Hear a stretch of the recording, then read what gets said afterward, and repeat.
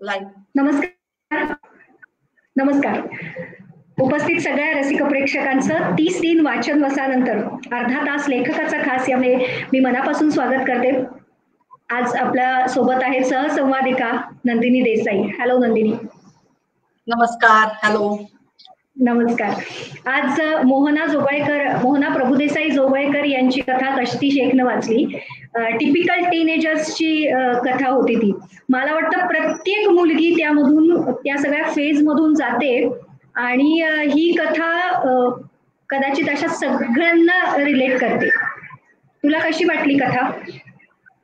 खरं सांगू का, आपलं टीनेजरही आठवलं आणि आता येणाऱ्या काळातलं टीनेजरही आठवलं, म्हणजे नजरेसमोर आलं खरं तर. कारण एक आई म्हणून आणि एक मुलगी म्हणून, एक बहीण म्हणून आपण ह्या सगळ्या नात्यांमधून हा जो प्रवास अनुभवतो आणि ही जी त्या वयाची चलबिचल आणि जो काही एक तगमग असते त्या वयाला ती स्पेसिफिक असते, ती सगळी अशी डोळ्यासमोर उभी आहे. आणि मला वाटतं की मोहनाताईंचं खरोखर सुरेख लेखन आणि कष्टीने वाचलंय. कष्टी जॉईन होते आपल्याला, आपण कष्टीला जॉईन करून घेऊया.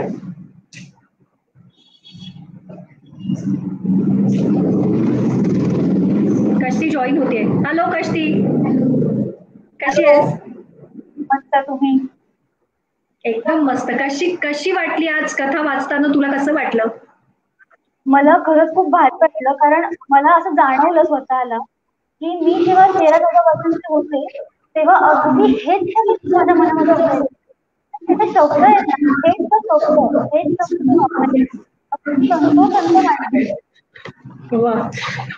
मोहनाताई जॉईन होण्यासाठी थांबलेत. आपण मोहनाताईंना पण जॉईन करून घेऊया.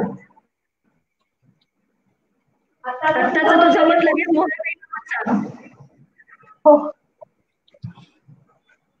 नमस्कार मोहनाताई. नमस्कार. नमस्कार. आणि कशी?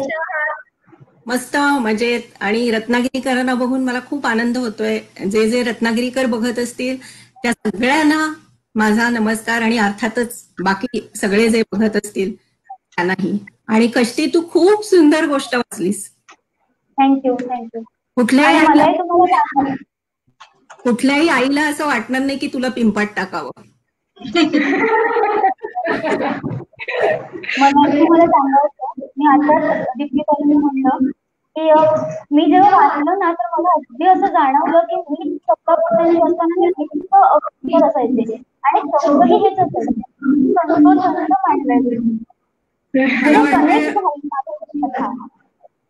मला या गोष्टीबद्दल सांगायला आवडेल, जर तुम्हाला ऐकायला आवडणार असेल. तर हा जो पोनीटेल आहे तो माझ्या ऑफिस मधलाच आहे. आणि जेव्हा माझ्या मुलांबद्दल सांगायची की ऋत्विक, म्हणजे नाव आहे की ऋत्विक असा करतो तसा करतो, तेव्हा तो मला म्हणायचा अगं पिंपाट टाकून दे ना. तर तो मला खूप आवडलेलं की कल्पना खूपच. आणि इकडे डॉक्टर लॉरा म्हणून आहेत, त्यांचा एक टॉक शो असतो. त्यावर अमेरिकन मुलगी आलेली होती आणि ती सांगत होती की हे जे या गोष्टीत आहे, इथली जी समस्या आहे ती सांगत होती. आणि त्याच्यावरून ती गोष्ट मला सुचली. म्हणजे त्यांचं जे संभाषण होतं ते अक्षरशः 2 मिनिटाचं होतं, पण मग मी ती कथा फुलवत नाही. वा, खूप मस्त.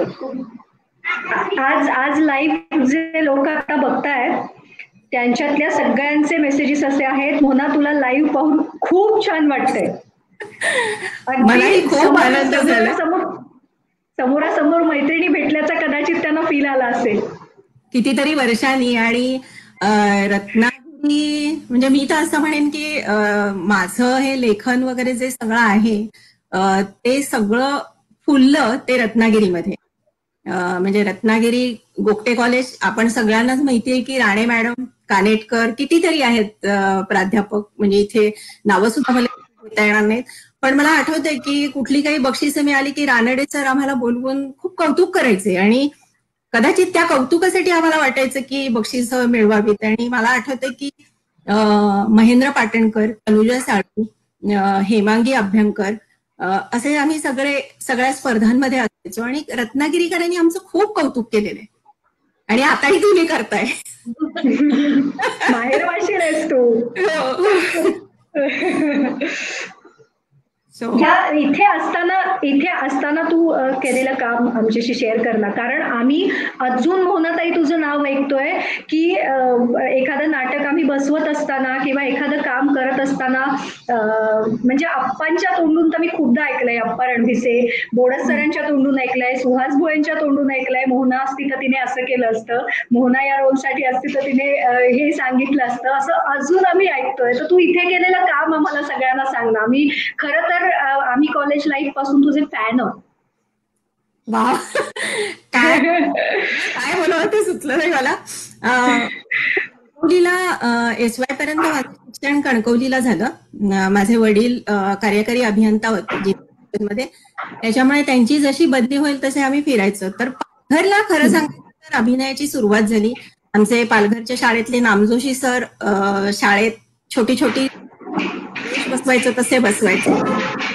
त्याच्यानंतर कणकवलीला खऱ्या अर्थाने ते सगळं हे झालं अभिनय, कारण नागपई एकांकिका स्पर्धा आणि त्याच्यामध्ये SM हायस्कूलमध्ये मी होते. शिक्षक अतिशय जीव तोडून आमचे सराव घ्यायचे. साळुंके सर, लोहार सर, कनबेळकर मॅडम, खूप नाव आहेत. आणि ते सगळं घेऊन मी रत्नागिरीला SY ला असताना आले आणि सुदैवाने काय झालं की आम्ही जी एकांकिका केलेली, मला वाटतं अबोल झाली सतार, बागेश्री थिएटर्सची दीपक परबनी बसवलेली, त्याला तेव्हा मला अभिनयासाठी बक्षीस मिळालेलं. आणि नेमके सुहास भोळे तेव्हा त्यांची वर्कर्स एकांकिका घेऊन तिथे आलेले आणि मी रत्नागिरीला गेल्या अक्षरशः 8 दिवसात त्यांनी नाटपाईसाठी जायचं होतं त्यांना आणि ते कलाकार शोधत होते आणि त्या 8 दिवसात त्यांनी एकांकिका बसवली आणि मी तिथे आले आणि तिथून मला वाटतं माझं चालूच राहील,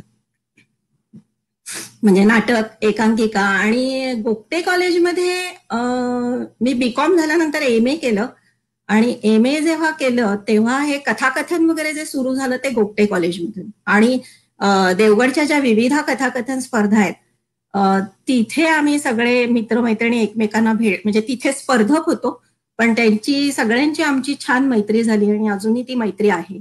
आणि बेसिकली ते लेखनाचं मी सांगेन, रत्नागिरीला सुरू झालं लेखन सुद्धा. शाळेमध्ये कणकवलीमध्ये हायस्कूलला असताना निबंध वगैरे माझे सर वगैरे खूप कौतुक करायचे. पण मला असं वाटतं की आकाशवाणीचा ह्याच्यात खूप मोठा हे आहे की युववाणीमध्ये जे आम्ही लिहायचो त्याच्यावरून महेश केळुसकरनी रत्नभूमीच्या संपादकांना सांगितलं की ही लिहू शकेल आणि मग त्यांनी मला सदर दिलं, धनंजय पालांडे. अभिजित हेगशेटेंनी त्यांची कोकण दिनांक बहुतेक तेव्हा पाक्षिक होतं, तेव्हा ते मला मुलाखती घेण्यासाठी वगैरे पाठवायचे आणि अतिशय आनंदाने मला सांगावं असं वाटतं की तेव्हा आम्हाला मानधन सुद्धा ते देत होते. म्हणजे लेखनाच्या बाबतीत खूप जणांकडून मी ही तक्रार ऐकते की मानधन मिळत नाही, पण मी कॉलेजला असतानाच्या ह्या गोष्टी आहेत. जे काही मानधन होतं, किती होतं, काय होतं हा प्रश्नच नाहीये, पण कोणाला तरी आपण काहीतरी लिहितोय त्याचं कौतुक आहे आणि आपल्याला त्याचं काहीतरी मिळतंय, हा आनंद खूप मोठा होता. आणि मला माहितीये रत्नागिरीतली भरपूर नावं आता माझ्या हातून आठवणार नाहीत, राहतील, पण नाट्य क्षेत्रातले जे जे आहेत, श्रीकांत पाटील, अप्पा रणभिसे तू म्हणालीसच, सुहास भोळे, सगळ्यांचा या सगळ्या गोष्टींना खूप हातभार आहे. मोहनाताई, आता तुम्ही मानधनाचा मुद्दा काढलात आणि मला वाटतं एक आपली ओळख इंटरनेटवरची, मायबोलीवरची आपली ओळख. हो, आणि त्यावेळेला तुम्ही मला बोलता बोलता म्हणाला होता की मी ही रत्नागिरीची आहे आणि मग मी तुमचा ब्लॉग वाचला. ब्लॉग तर तुमचा अप्रतिम आहे, पण जो तुम्ही आता मानधनाचा मुद्दा काढला तो मला वाटतं प्रत्येक नव्या लेखकासाठी अत्यंत महत्वाचा आहे. कारण बऱ्याचदा लोक सांगतात की नाही, नवीन लेखकांना आम्ही काही देत नाही, तुम्ही असंच काम करा किंवा असंच लिहा. पण मला वाटतं कुठेतरी लेखकाने एक फर्म स्टँड घेणं गरजेचं असतं की नाही, मला माझ्या कामाचा मोबदला नाही पण मानाचं म्हणून तरी काहीतरी तुम्ही मला द्यायला हवं. लेखनाच्या तुमची आतापर्यंत 2 पुस्तकं आलेली आहेत आणि दोन्ही भारतातून प्रकाशित झालेली आहेत.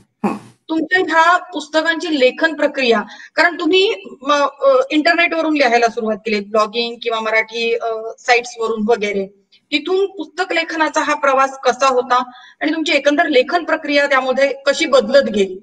मी असं नाही म्हणणार की इंटरनेट पासून सुरुवात झाली, कारण आता जसं मी म्हटलं की कॉलेजमध्ये असल्यापासून मी लिहत होते आणि हा मला खरी कॉलेज काय शाळेत असल्यापासून खरं तर मला आठवते की सकाळमध्ये लोकसत्तेत वगैरे अशी कविता पाठवलेली होती आणि ती प्रसिद्ध झालेली. मला वाटतं कुठलाही लेखक असतो ना तो कवितेपासून सुरुवात करतो आणि प्रत्येकाला तेव्हा वाटत असते की आपली कविता अतिशय सुंदर आहे, खूप चांगली आहे वगैरे वगैरे. तर तिथून सुरुवात झाली आणि मला मूळची आवड अभिनयाची, पण जेव्हा इकडे आले 1995 मध्ये अमेरिकेत आले मी, त्यावेळेला हे इंटरनेट वगैरे काही नव्हतं आणि इतकं काही वेगळं जग मी बघितलं ना की असं वाटायचं की हे भारतातल्या आपल्या मित्रमैत्रिणींपर्यंत पोहोचलं पाहिजे आणि त्यासाठी काय करायचं ते कळत नव्हतं. आणि तेव्हा मला आठवतंय ऍक्च्युअली खरं सांगायचं तर रत्नागिरीपासूनच सुरुवात झाली, कारण रत्नागिरी टाइम्सचे शिरीष दामले त्यांना मी माझ्या मावस भावाने बहुतेक विचारलं की मोहनाने जर काही लिखाण केलं तर तुम्हाला प्रसिद्ध करता येईल का. आणि मग मी इथून पाठवत राहिले, पण आणि प्रसिद्ध होत गेलं ते सगळं. लोकसत्तेत वगैरे सुरुवात झाली. व्हायचं काय तेव्हा की संपर्काची साधनं काहीच नव्हती, त्याच्यामुळे आम्ही फॅक्स करायचो.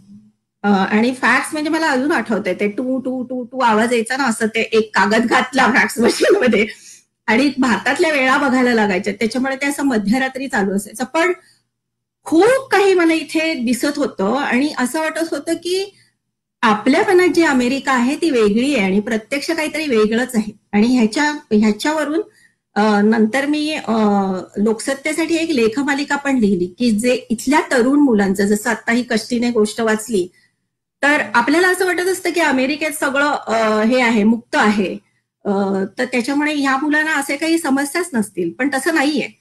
खूप वेगवेगळ्या समस्या आहेत इथे. वाढणाऱ्या स्थलांतरितांची जी मुलं आहेत त्यांना तर आहेतच, पण इथली जी आहेत त्यांनाही आहे.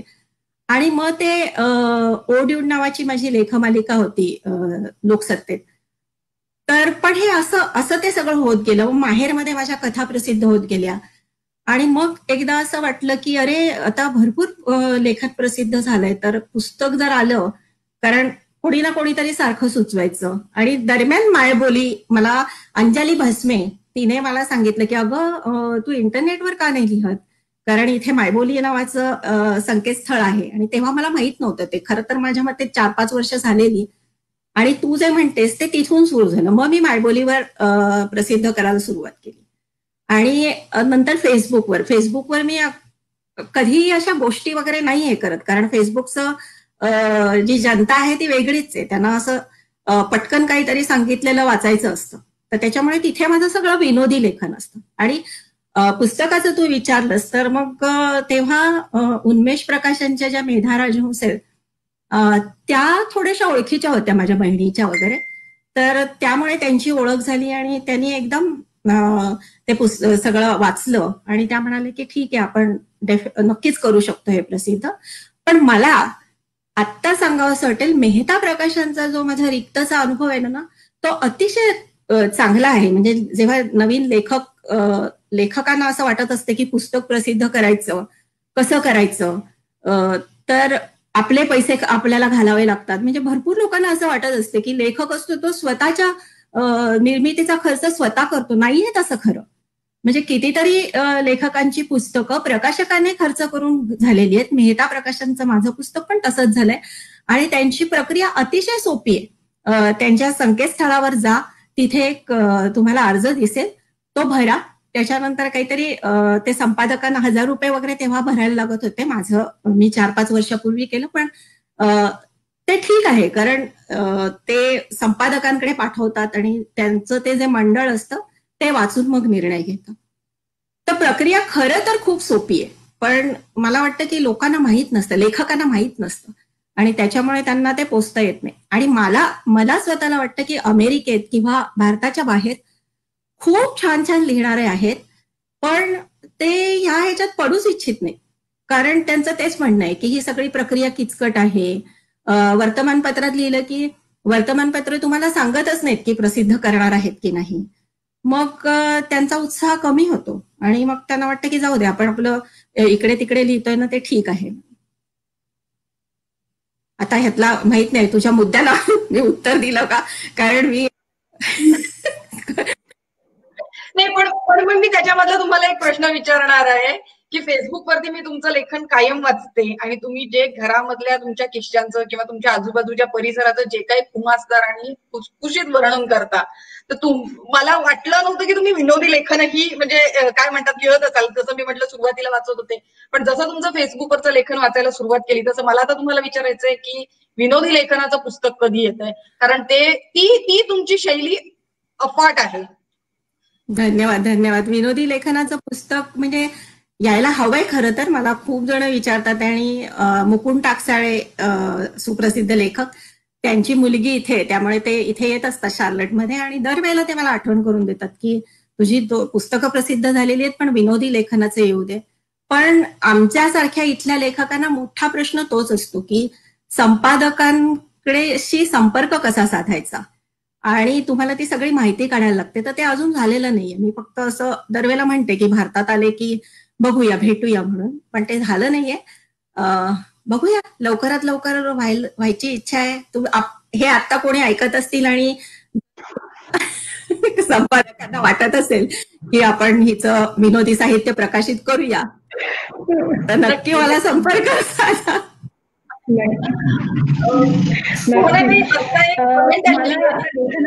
एक कमेंट आलेली आहे की उल्का पुरोहित, त्या म्हणतात की 7 समुद्रापार असूनही मराठी पण खूप छान जपलेस, तुझा अभिमान वाटतो.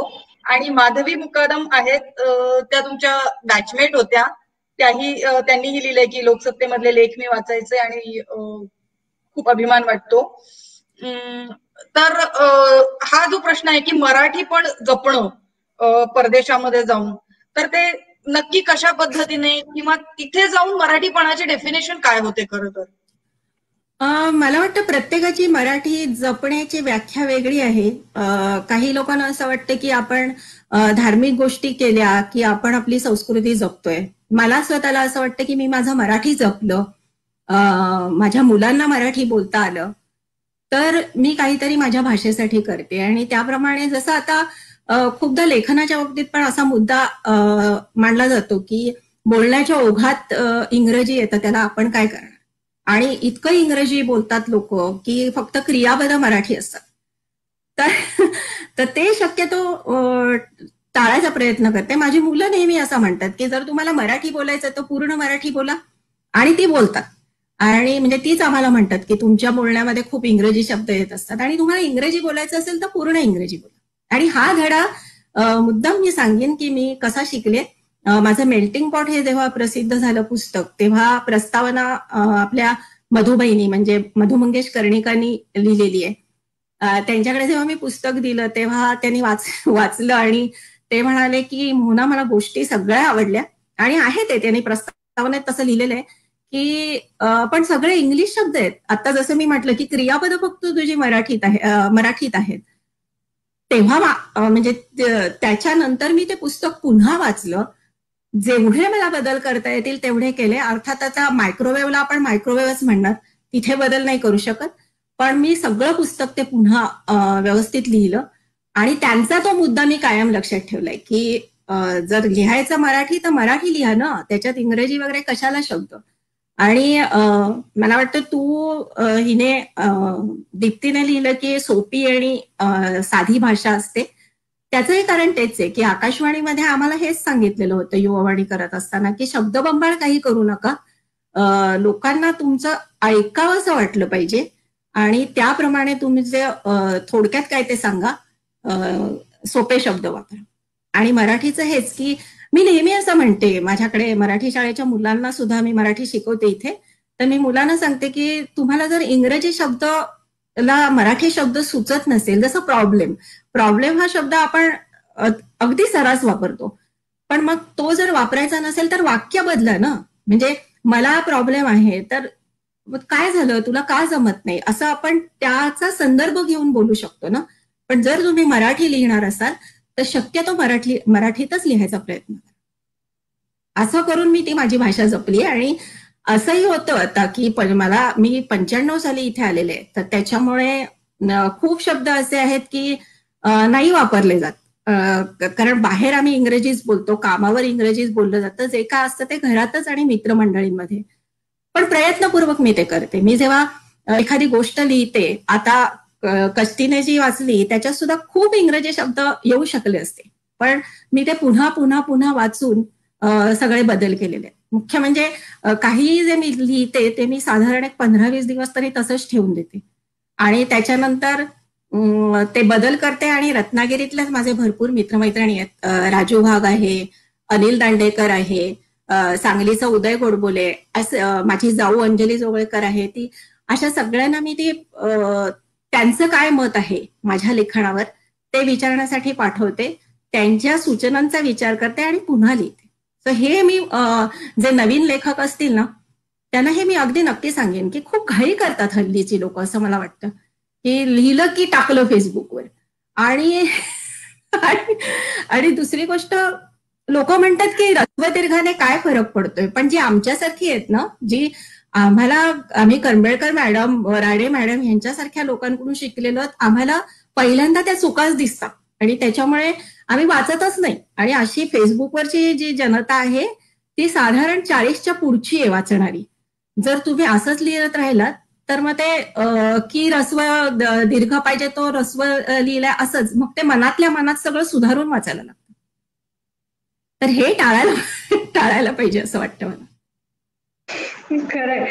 मला ह्याच्यामध्ये अशी एक काय म्हणायचं कुतूहल आहे की आतापर्यंत अजूनपर्यंत लिहित असताना इथे सगळे झालेले संस्कार मोहनाताई तुझ्या लिखाणात उतरतात.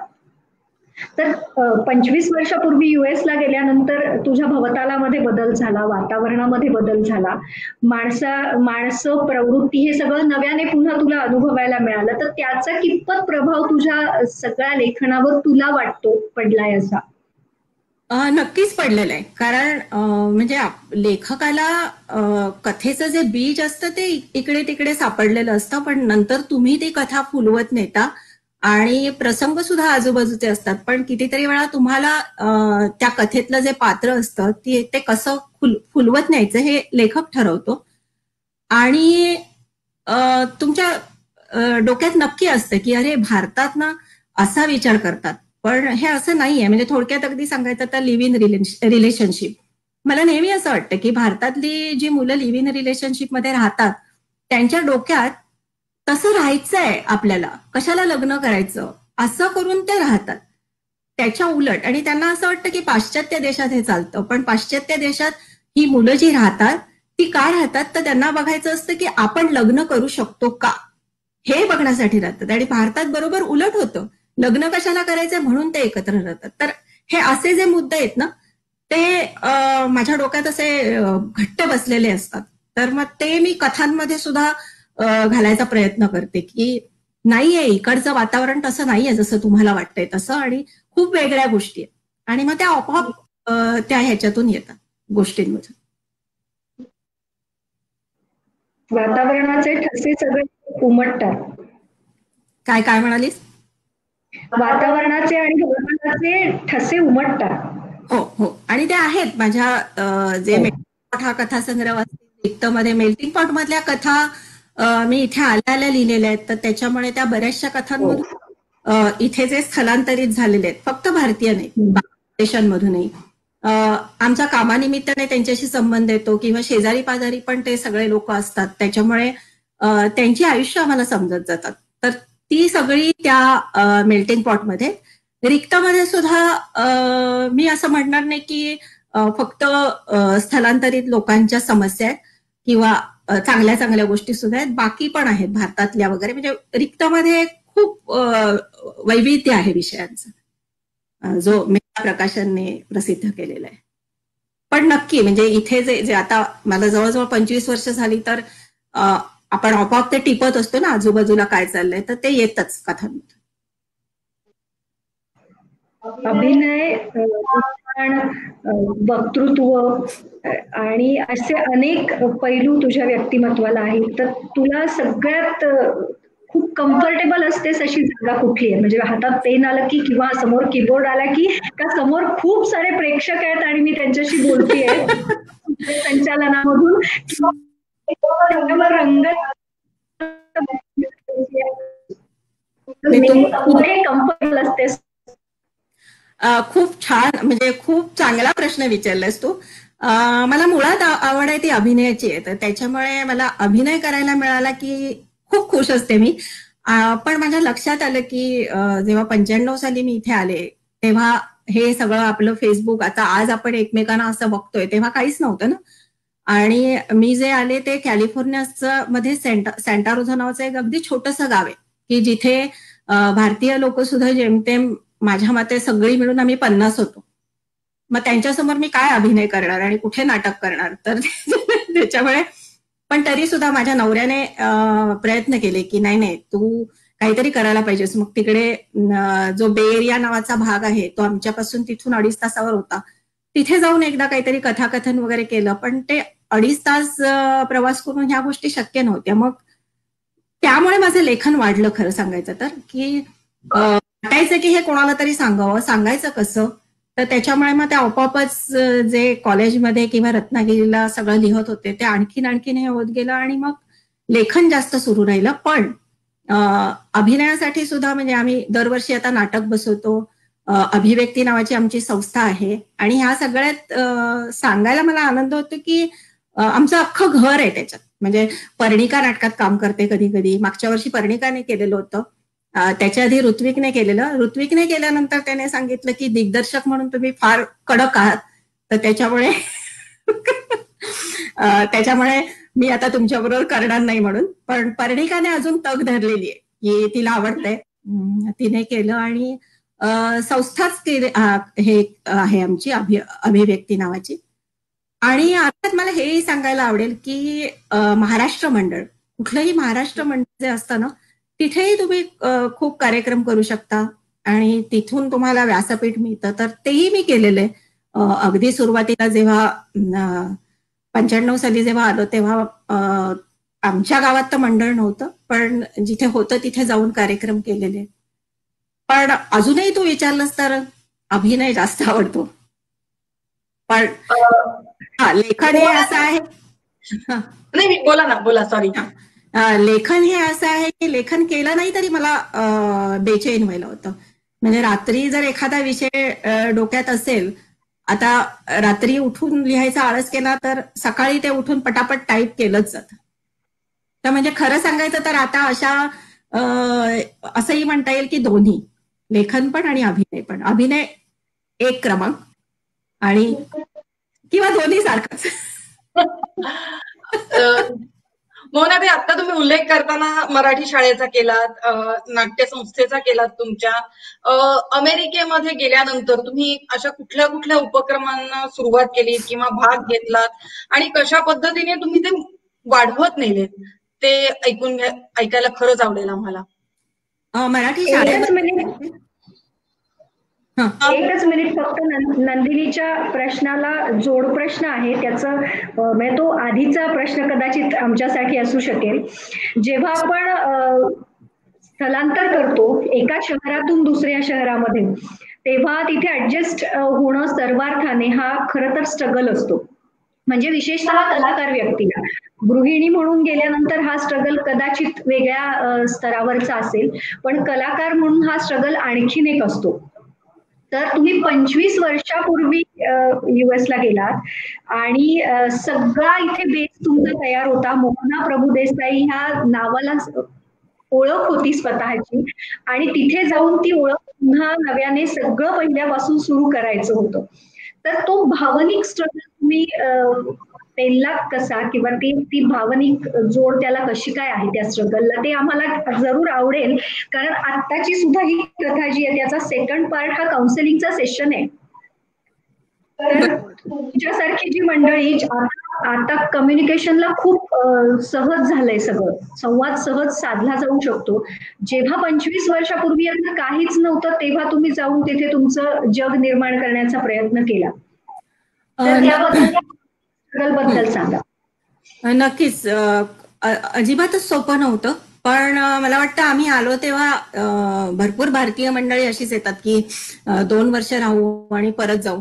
तर त्याच्यामुळे ती 2 वर्ष होती ना, ते डोक्यात होतं की ही 2च वर्ष आहेत. तर मग ज्या 2 वर्षात आपल्याला जे काय करता येईल, आजूबाजूचं बघता येईल, ह्या गोऱ्या लोकांचं आयुष्य कसं आहे ते टिपता येईल, हे सगळं करायचं असं डोक्यात होतं. मग 2 वर्ष झाल्यानंतर आणि आम्ही महिन्यातून 15 दिवसांनी एकदा फोन व्हायचा सासरी आणि माहेरी. 75 सेंट एका मिनिटाला द्यायला लागायचे. तर त्याच्यामुळे असं बोल बोल बोल, पटकन बोल, काय बोलायचं असेल ते पटकन बोल. आणि कोणाचं बिल जास्त होतं, मी बोलल्यामुळे बिल जास्त होतं का नवरा बोलल्यामुळे जास्त होतं ते.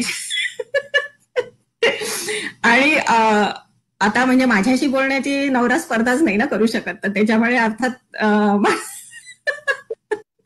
तर म्हणजे असं ते सगळं होतं. आणि मग 15 दिवस मग आम्ही पत्र पाठवायचो, किंवा हेही जे लेखनाचं सुद्धा जे आम्ही पाठवलेलं ते सगळं ह्यानेच जायचं, पोस्टाने जायचं. मला आठवतं अजून मंगला गोडबोले माहेरमध्ये तेव्हा मंगला गोडबोले होत्या प्रकाशक, संपादक. तर त्यांचा पत्ता पाठ होता माझा, कारण दर महिन्याला त्यांच्याकडे गोष्ट जायची ना. तर त्यांनी कोणाला तरी इथे कोणीतरी आलेलं तेव्हा सांगितलेलं की मोहना जोगळेकर आहे, आणि जी कोणी आलेली तिने मला सांगितलं त्यांचा पत्ता सुद्धा व्यवस्थित पाठ होता तुझा म्हणून. तर ते 2 वर्ष सोपी गेली. 2 वर्षानंतर आम्ही आणि नोकरीच्या निमित्ताने खूप फिरलोही, म्हणजे 4 वर्षात आम्ही 8 ठिकाणी फिरलो अशी परिस्थिती होती. तर तेव्हा त्यामुळे विचार करायलाही वेळ मिळत नव्हता. आणि वेगवेगळ्या, जसं भारतामध्ये आपल्या आहे की वेगवेगळ्या राज्यातलं वातावरण वेगळं आहे, आपल्याकडे भाषा वेगळी आहे, इथे चालीरीती वेगळ्या आहेत, आणि उच्चाराची पद्धत वेगळी आहे. तर म्हणजे असं व्हायचं की अरे आपल्याला इंग्रजी समजतं, बोलायची सवय नाही, म्हणून आम्ही खूप इंग्रजी बघायला सुरुवात केली. मला अजून आठवतंय, आता आम्ही शार्लेटमध्ये राहतो, तो सगळा भाग सदर्न आहे, म्हणजे जिथे गुलामगिरी वगैरे जी झाली, तो जो सगळा भाग आहे त्याला इथे सदर्नच म्हणतात, त्याला दक्षिणेकडचा भाग. त्यांचे उच्चार तर इतके वेगळे आहेत, म्हणजे 4 वर्ष पूर्ण फिरून जेव्हा मी विमानतळावर उतरले, ती बाई काय बोलते ते मला समजतच नव्हतं. मी म्हटलं अरे आपल्याला तर इंग्लिश व्यवस्थित बोलता येतं. सगळ्यांना माझ्या मते मराठी माध्यमातून जे शिकलेले असतात ना, त्यांना पहिली ही समस्या असते की येतं असतं, बोलायला भीती वाटत असते. तर मी म्हटलं अरे ही समजतच नाहीये, ही काय बाई बोलते, तर बोलणार कसं ना आपण, आधी सगळी बोलायची भीती, त्यात तिचं काही समजत नाहीये. तर हा जो काळ होता ना, तो कठीण गेला, कारण सारखे फिरत होतो. पण त्याच्याचमुळे मला भरपूर माणसं पण वेगवेगळी बघता आली, आणि त्यांचे वेगवेगळे त्यांच्या समस्या होत्या त्या कळत गेल्या, किंवा त्यांच्या चांगल्या गोष्टी कळत गेल्या. तर असं ते हळूहळू हे होत गेलं, पण सोपं नक्कीच नव्हतं. आणि तू विचारलंस की काय उपक्रम केले, तर नाटक तर मी म्हटलंच तुला की नाटक करत होतो. आणि शार्लेटमध्ये आल्यानंतर आता 5 का 6 वर्ष झाली मी मराठी शाळा शिकवते, म्हणजे घेते, मुलांना शिकवते. त्याच्यामध्ये फेसबुकमुळे मला एक वेगळा उपक्रम राबवता येतोय आता. मध्यंतरी दासू वैद्यांना मी बोलवलेलं, सुप्रसिद्ध आपले कवी, मला वाटतं फेसबुकवर मी ते टाकलेलंही. आणि त्यांची इथली जी मराठी मुलं माझ्याकडे शिकतात त्यांची त्यांच्याबरोबर ओळख करून दिली. माझा हेतू असा आहे की ह्या मुलांचं काय होतं, त्यांना घरीच बोलतात ती मुलं, पण बाहेर त्यांचा अजिबातच संबंध येत नाही, आणि 8-8 तास ती शाळेत असतात. तर त्याच्यामुळे माझ्याशी बोलतील ते, कारण मी त्यांची मावशी आहे, पण तुमच्याशी बोलायला बघणार नाहीत, कारण एकदम कोणीतरी तिराहित व्यक्ती आहे, मग ते गप्पच राहतात. तर ते मला बदलायचं ह्या मुलांमधलं, की इतकं तुम्ही छान मराठी बोलता. म्हणजे आता त्यांनाही माहितीये की मी हे सांगते की तुम्हाला इंग्रजी शब्द आठवत असेल तर वाक्य बदलायचं, हे तीच मुलं आधी सांगतात की पटकन इंग्रजी शब्द येऊ द्यायचा नाही, त्यासाठी आपण वाक्य बदलायचं. तर ते मला स्वतःला असं वाटतं की खूप मदतीचं होईल, आणि तो मोठा उपक्रम आहे माझ्याकडून. की दासू वैद्यांनी पण अतिशय तत्परतेने हो म्हणून सांगितलं की येतो, आणि ते मुलांशी जवळजवळ तासभर बोलत होते. आणि नंतर मी मुलांनाही विचारलं की अगदी प्रामाणिकपणे सांगा की तुम्हाला कंटाळा आला का, कारण आम्ही सगळीच भारतीय माणसं एकदा बोलायला लागलो की थांबत नाही. तर मीही बोलत होते, दासूजीही बोलत होते, तर त्याच्यात तुम्हाला सगळ्यांना असं गप्प राहायला लागलं का, तर नाही, ते खुश होते. आणि आता अशी भरपूर कलाकार मंडळी येणार आहेत. आता काही जणांनी सांगितलंय की तुम्ही हे नका करू, फेसबुकवर वगैरे ब्रॉडकास्टची परवानगी नाहीये त्यांची, पण ठीक आहे, म्हणजे ते मुलांना भेटायला तयार आहेत. तर असे मग झूम सेशन करून मी त्या मुलांशी ओळख करून देणार आहे. ह्याच्यातून माझी एकच इच्छा आहे की कधी ना कधीतरी मराठी लेखकाचं, माझंच असं नाही, कुठल्याही मराठी लेखकाचं एखादं पुस्तक तरी या मुलांनी वाचावं, निदान एखादी गोष्ट तरी वाचावी. आणि त्यांनी अभिमानानं सांगता आलं पाहिजे. म्हणजे आता दासू वैद्यांना जेव्हा मी बोलवलं तेव्हा त्या मुलांना तेच सांगितलं की तुम्हाला आत्ता कळणार नाहीये, पण जेव्हा तुम्ही 30-1 वर्षाचे व्हाल तेव्हा तुम्ही तुमच्या मुलांना सांगाल की अरे हे दासूजी जे आहेत ते आमच्याशी बोललेले, आणि त्या सगळ्या आठवणी तुम्ही जपून ठेवा. आणि असे सुदैवाने मोठे मोठे कलाकार आहेत ओळखीचे, आणि मी विचारलेलं आहे तर त्यांनी होकार पण दिलेला आहे. तर ते आता सलग चालू राहणार आहे, निदान एक दर 2-3 महिन्यांनी कोणी ना कोणीतरी कुठल्याही क्षेत्रातला. आणि असं नाहीये की फक्त लेखकच पाहिजे. आता आपण फेसबुकवर बघतो की रानात वगैरे अरण्यात राहणारी लोक आहेत. तर असं फक्त म्हणजे ह्याच्यातून मला एवढंच करायचंय की माझी जी सगळी मुलं आहेत त्यांनी अतिशय छान मराठी बोललं पाहिजे, सगळं छान त्यांना मराठीमधून संवाद साधता आला पाहिजे, आणि मराठीत ह्या क्षेत्रामध्ये लोक काय करतात ते त्यांना कळलं पाहिजे.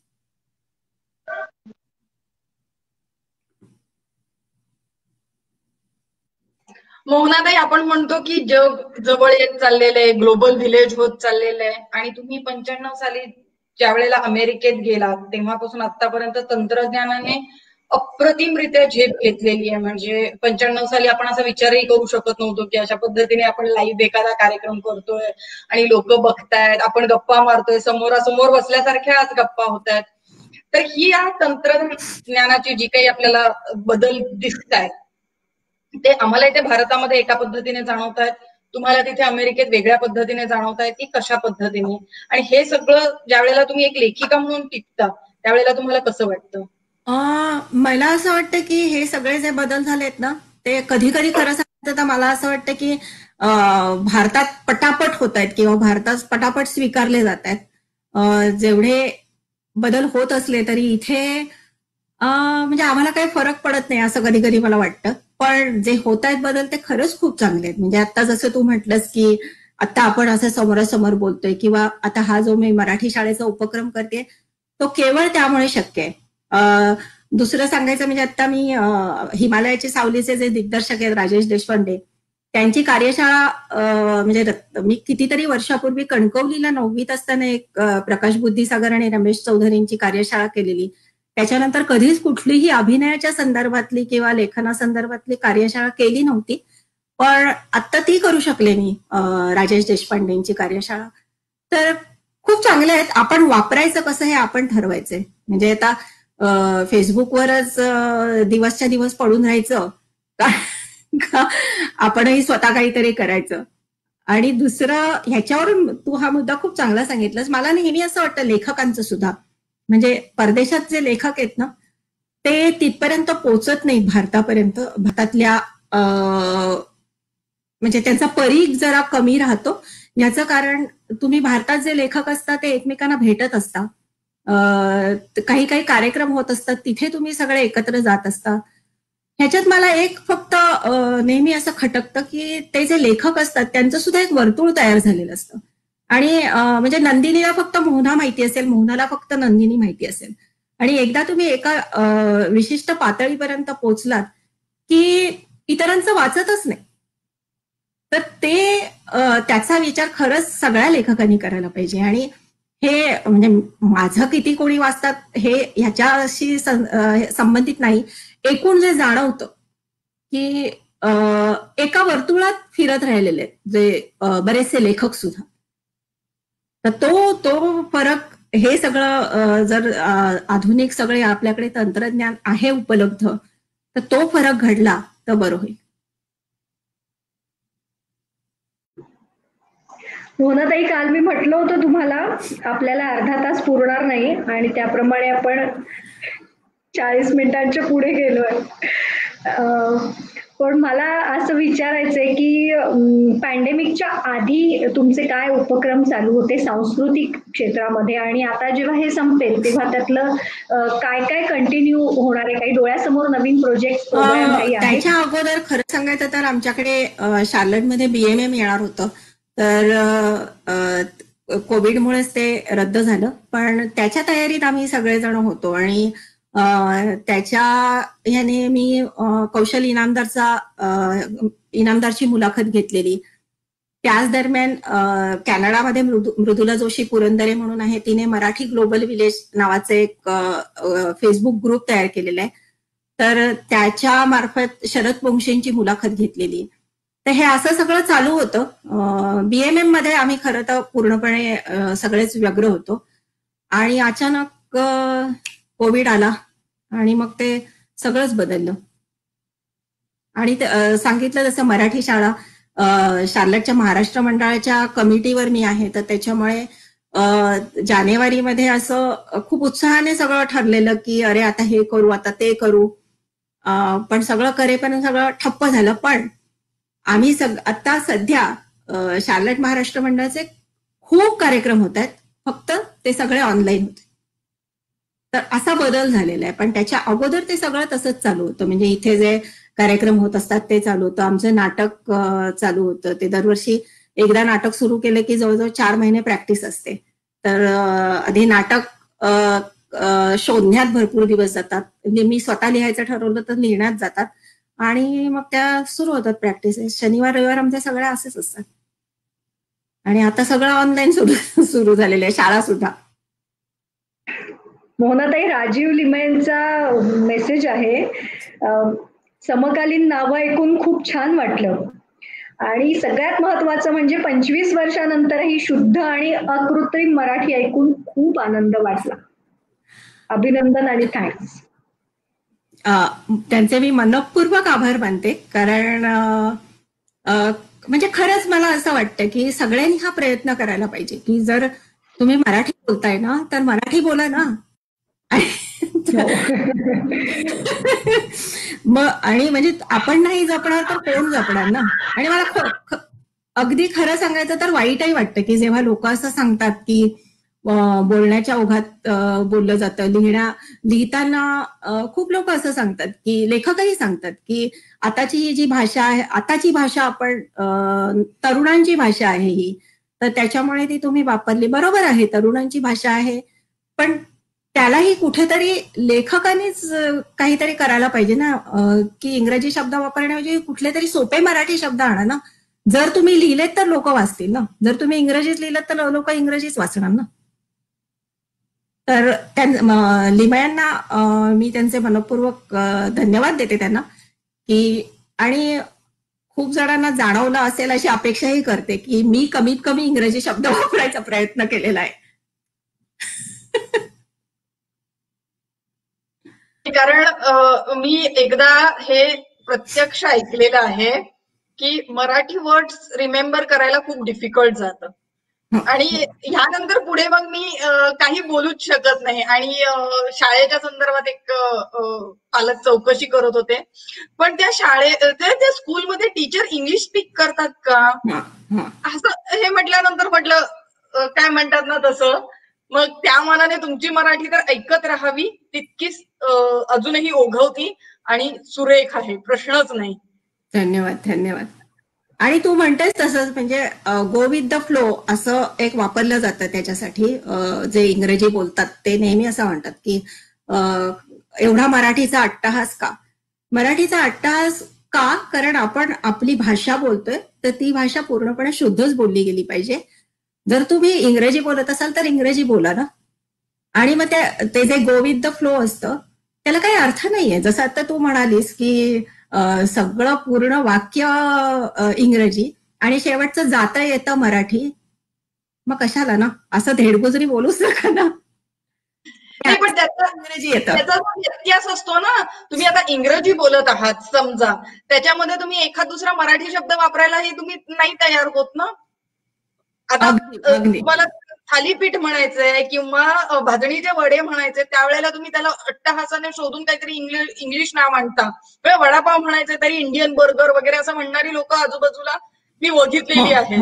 तर माझं म्हणणं असं, मग त्यावेळेला तुमचं हा जो असतो ना की नाही बोलण्याच्या ओघात येतं, मग बोलण्याच्या ओघात तुम्ही मराठी शब्द का नाही वापरत, म्हणजे मराठी पदार्थांची नावं का नाही वापरत? मला असं वाटतं की आपण खरं तर कष्टीला विचारायला पाहिजे, की कारण ती तरुण आहे आणि तिला काय वाटतं या सगळ्या मुद्द्यांबद्दल.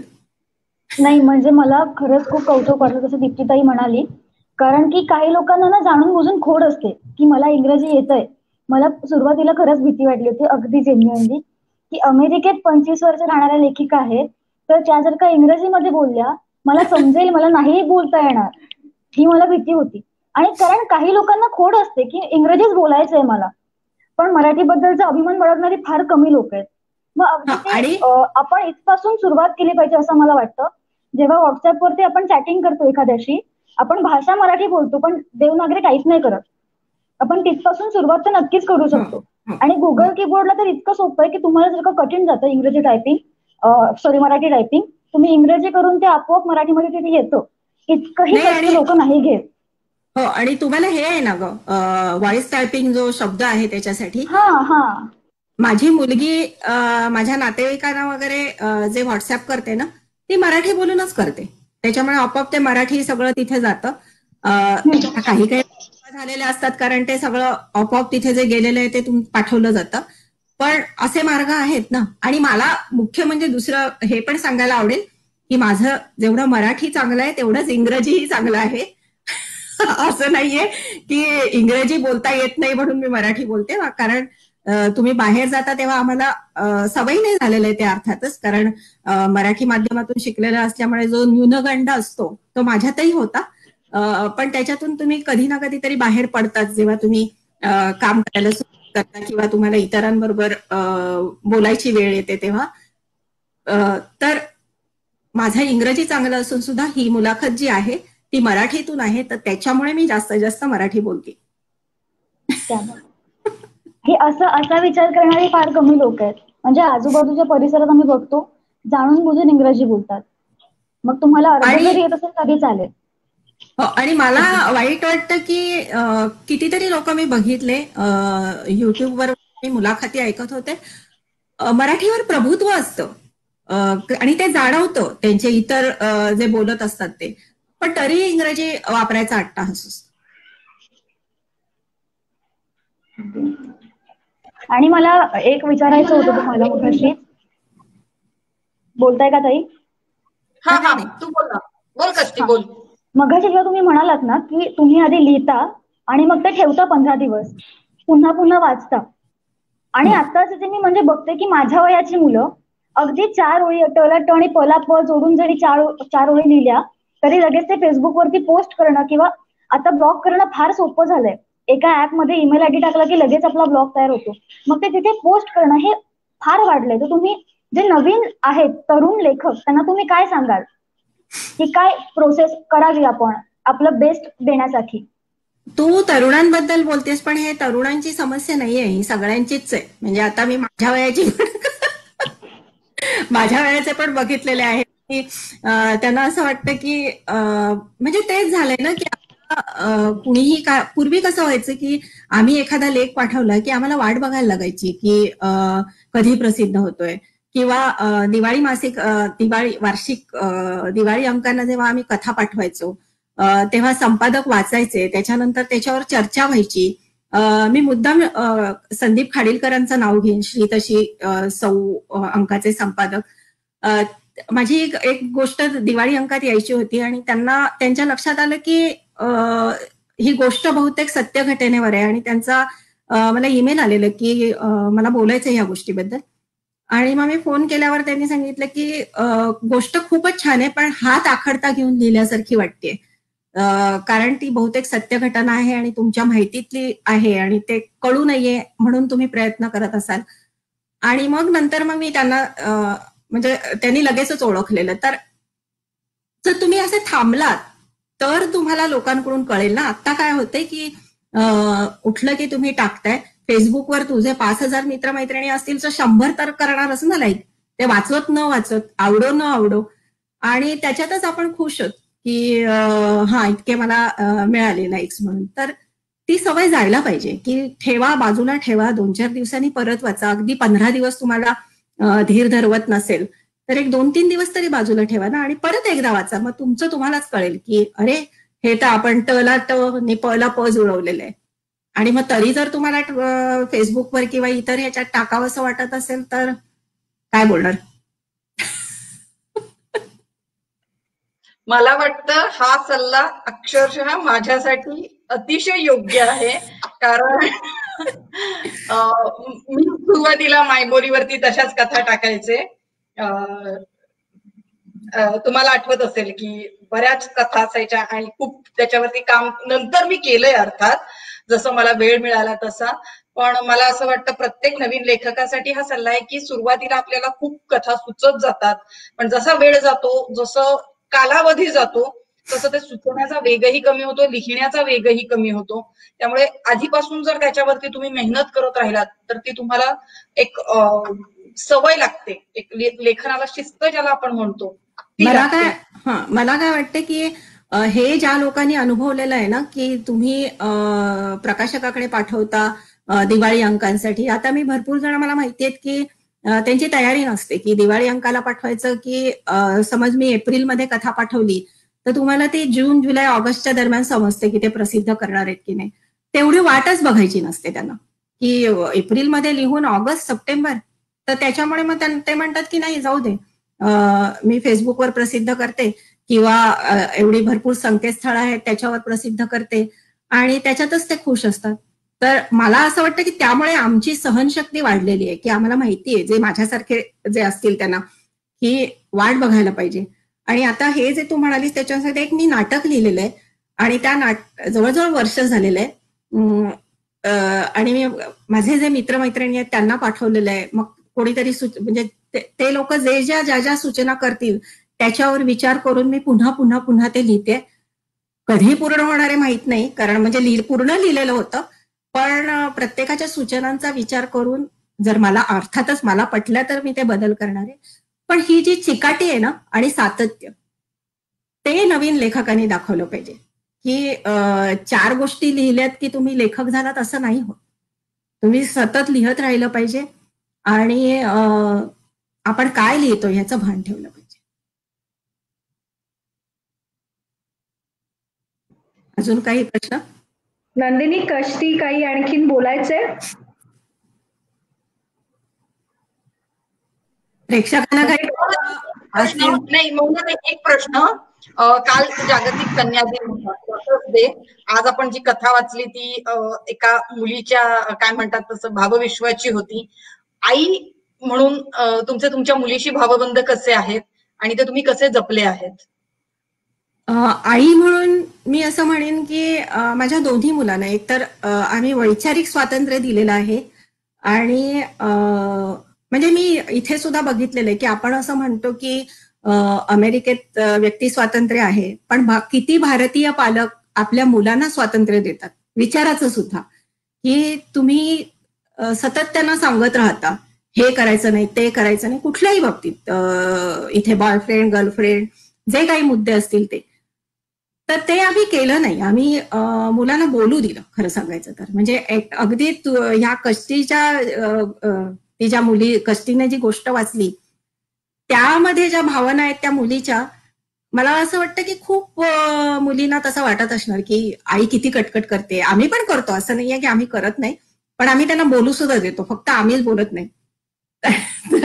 तर त्याच्यामुळे तिचे विचार ऐकतो आम्ही, ती काय म्हणते ते. आता अगदीच उदाहरण सांगायचं झालं तर आता माझा मुलगा 26 वर्षाचा आहे आणि तो वॉशिंग्टन DC मध्ये नोकरीला असतो. कन्येचा विषय चाललाय, पण मी एकूण मुलाचं म्हणून सांगते की मुलांना आम्ही कसं वाढवलं. तर ब्लॅक लाईव्ह मॅटर जी चळवळ झाली, आता वॉशिंग्टन DCला ऋत्विक अक्षरशः व्हाईट हाऊस पासून 5 मिनिटाच्या अंतरावर राहतो. तर त्याच्यामुळे तिथे जे मोर्चे, निदर्शनं चालू आहेत ते अगदी त्याच्या घराच्या समोर वगैरे आहेत, ऑफिसच्या समोर आहेत. तर मग त्याला असं वाटलं की ह्या ज्या समस्या आहेत, हा पूर्णपणे वेगळा विषय आहे, तर त्याच्यामुळे मी त्याच्यात सविस्तर आता बोलत नाही, पण तो त्या मोर्चात सहभागी झाला. तर माझ्या खूप मैत्रिणींनी मला असं विचारलं की तू जाऊ कसं दिलंस.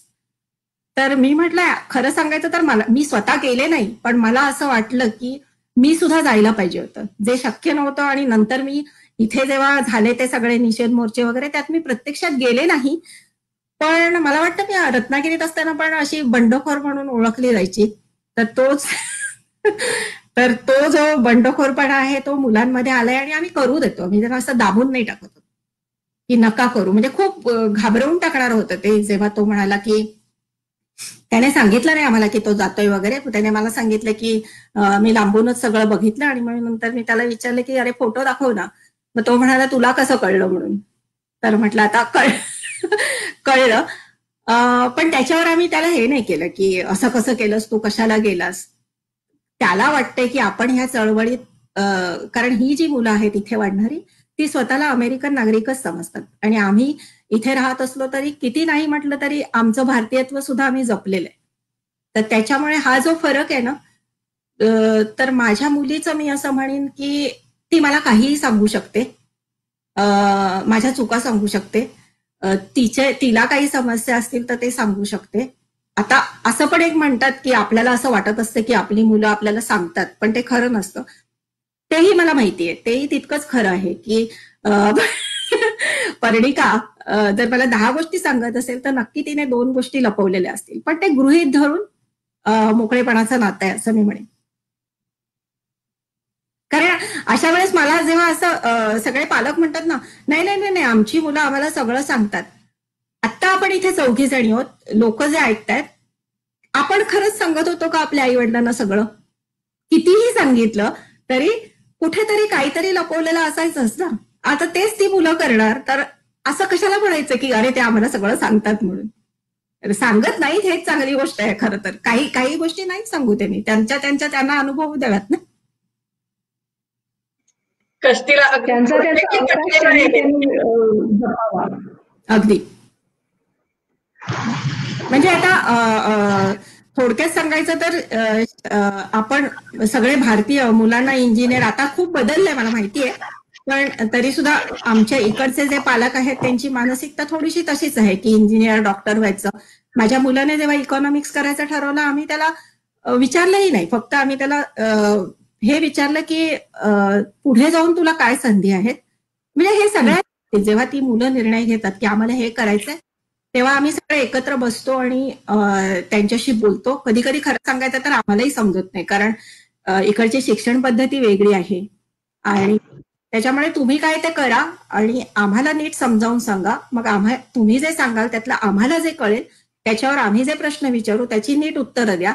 मग आम्ही त्यांना सांगतो की हे तुम्हाला फायदे तोटे आहेत, तरी जर करायचं असेल तर करा.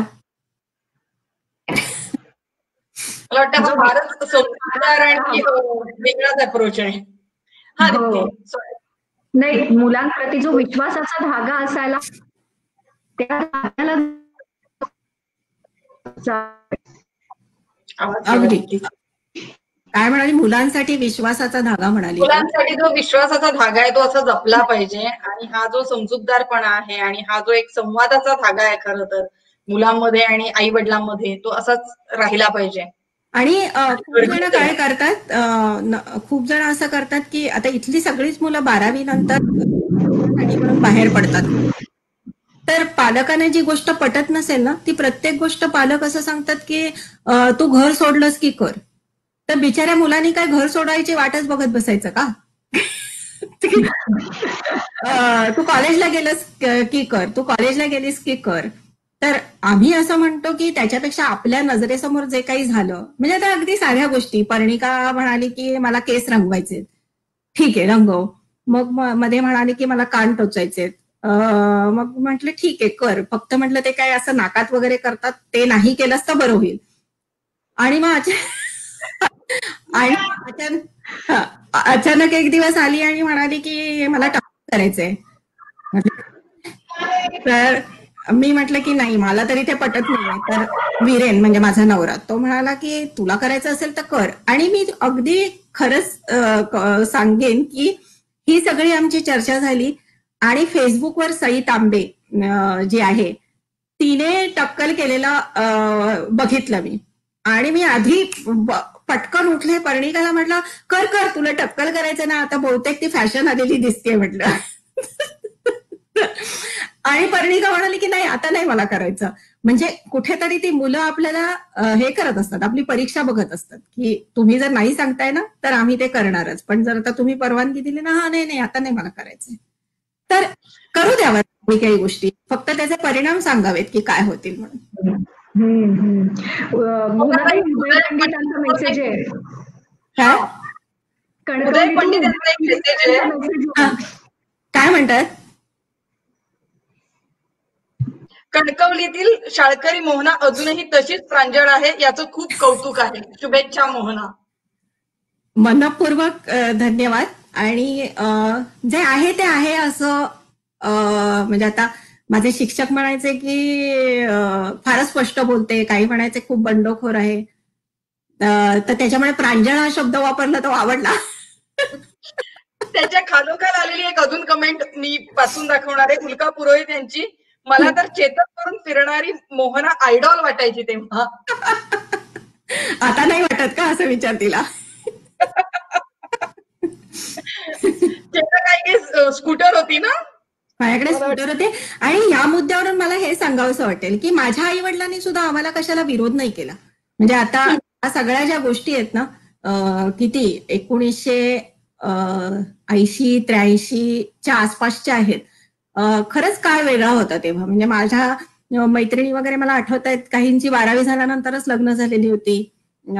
काही जणींना अगदी खूप असे घरात कडक नियम, मित्र असणं हे मान्य नसायचं. तर आम्ही जे जे म्हटलं ते आमच्या आईवडिलांनी करू दिलं आणि बहुतेक त्यामुळे ते आमच्यातही आलं असेल. सुदैवाने वीरेंच्या घरी पण तसंच वातावरण होतं. आणि मुलांना वाढवायचं तर आपण असं वाढवायचं हे आम्ही दोघांनी ठरवलेलं. की इतकं ऐकलेलं होतं की आई वडील खूप हे करतात, तर बहुतेक ती माझी दोन्ही चांगली झाली आहे ते कळेलच आता.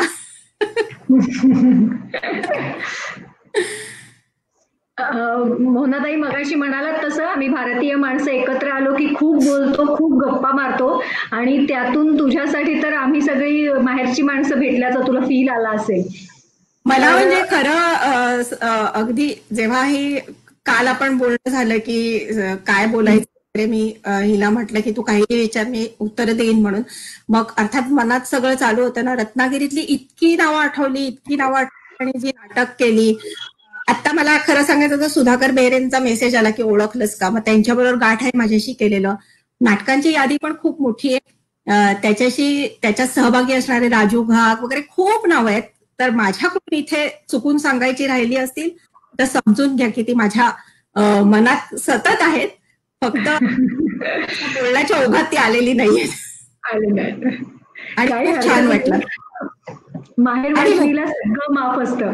हा, आणि तू मला नेहमीच तर माझं खूप कौतुक करायचे. तर बोडस सर जर बघत असतील ही मुलाखत तर खूप छान वाटलं सर मला की तुम्ही सगळे माझं कौतुक करत असता. आणि मला असं वाटतं की मी जशी होते तशी मी दीप्तीला बघते, नंदिनीचं लिखाण बघते, की ह्या सगळ्या कधीतरी तुम्ही मुलाखत देत असाल थोडक्यात. आणि ते मी घेईन. क्या बात आहे. या तुझ्या शुभेच्छा म्हणून आम्ही स्वीकारतो, नवे आशीर्वाद म्हणून आम्ही स्वीकारतो.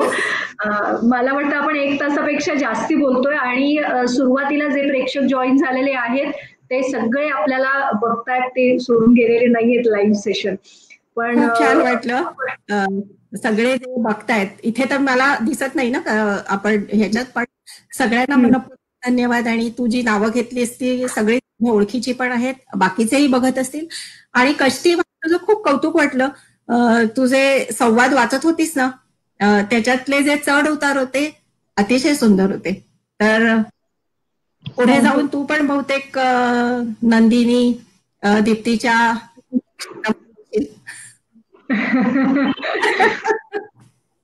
नक्की नक्की. खूप खूप आभार मोहनाताई. Thank you very much. धन्यवाद. बाय. बाय.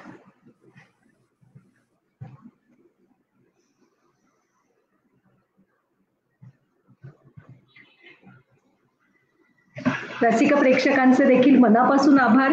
1 तास आम्ही आमच्या माहेर म्हणून